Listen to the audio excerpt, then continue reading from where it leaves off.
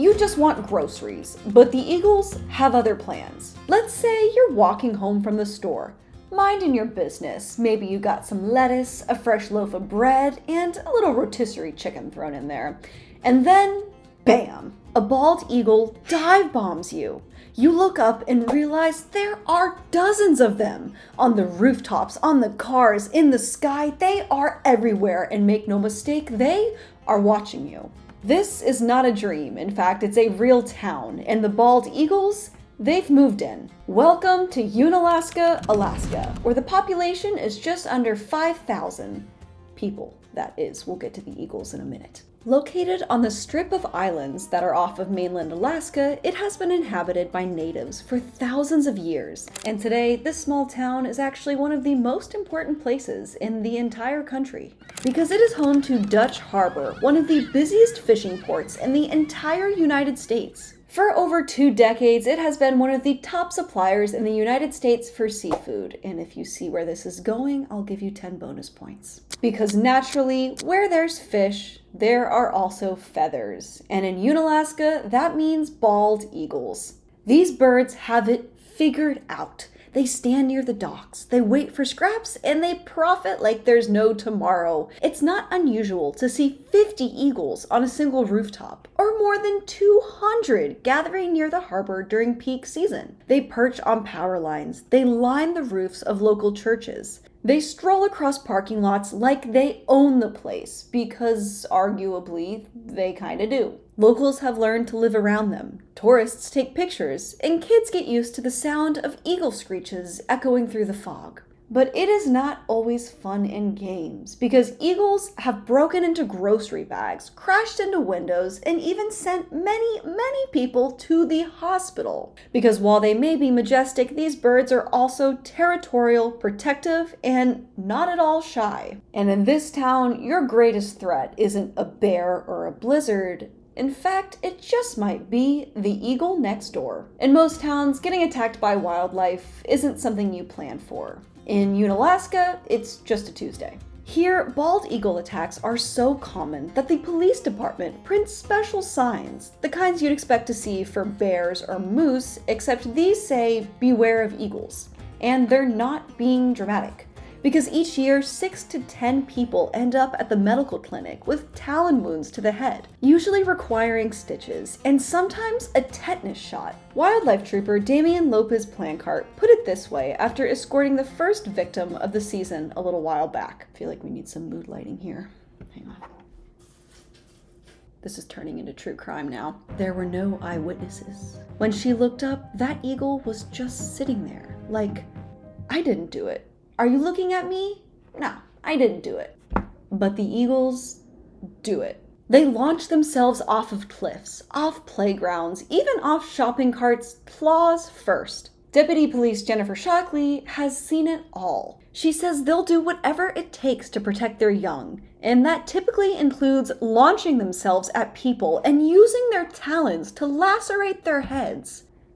What? Anyway, let's talk about what it's like living here day to day. People have been chased down sidewalks, dive bombed near the post office, and a pair of eagles even took over playground equipment, trapping kids inside until officers could chase them off. An eagle attacked and knocked a $6,000 drone out of the sky. Bummer, dude. People carry umbrellas when they leave their house. Not for the rain, but to shield themselves during nesting season. And then there's the story of a Coast Guard lieutenant. Buckle your seatbelts for this one. On his 3rd day in Unalaska, this lieutenant went hiking, and spoiler alert, he did not finish that hike.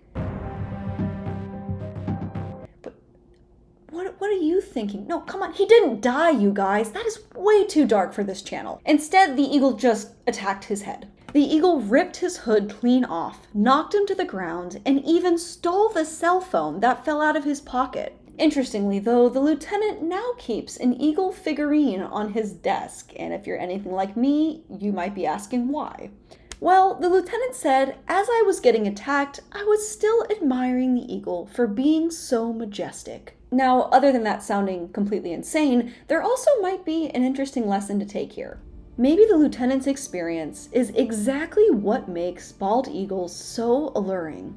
They are terrifying, fierce, and also inspiring and beautiful.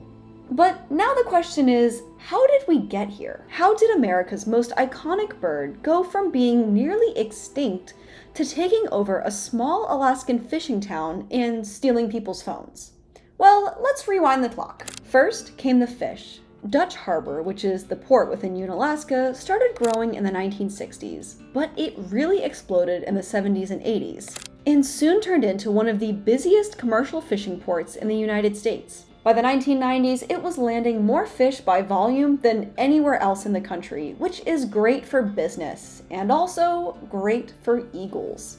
Because all that fishing means one thing: scraps. Fish heads, fish guts, discarded carcasses, the really yummy stuff. To a bald eagle, this wasn't a town, it was an all-you-can-eat buffet. Meanwhile, bald eagle populations were making a comeback. After nearly disappearing in the lower 48, Alaska had remained one of their few strongholds, and by the 1980s and 90s, the eagles were thriving. But here's where things get really unique and interesting.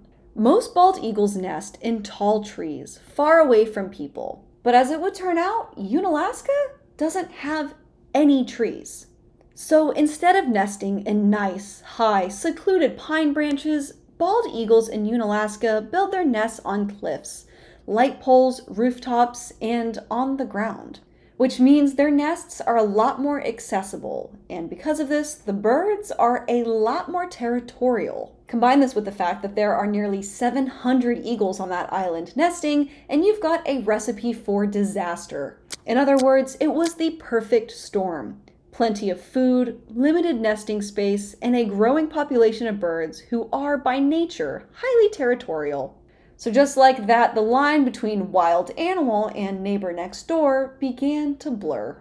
Alright, so we've covered the chaos. Now, let's talk about coexistence, because Unalaska isn't waging war against all these eagles. Instead, it's learning to live with them. Eagles there are part of the background noise. They sit on the rooftops, line the fences, and glide through the fog. And somehow, no matter how many stitches they cause, no matter how many groceries they steal, people still love them. You see it everywhere. Paintings of eagles hang in local shops. There are t-shirts, postcards, and wooden carvings of the bird. They show up in school projects, in Instagram photos, and in half-joking stories at the bar that really shouldn't be true but actually are. The bald eagle isn't perfect. It's loud and messy and territorial and sometimes a little terrifying.